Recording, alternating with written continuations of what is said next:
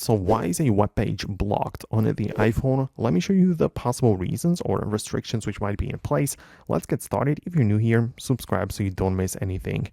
Most likely it's part of your settings where in the main section you go to the screen time and there is a content and privacy restrictions menu.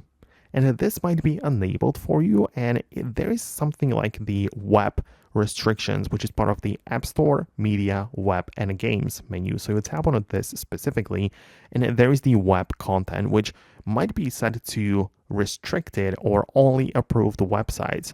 So this is the place where it can be changed. Most likely you want to switch it back to the unrestricted mode, or even entirely disable the content and privacy restrictions, and that way your phone is going to behave normally and nothing's going to limit anything.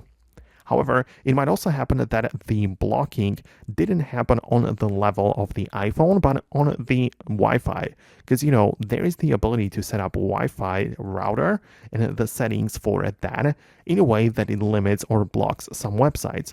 It can be done through the DNS, which can be set up in the settings of your router, and you can use some DNS that literally blocks certain websites. So that might be also what's causing the issue or what's happening in your situation. So let me know if we manage to fix it for you, or if you now at least know what could the reason be.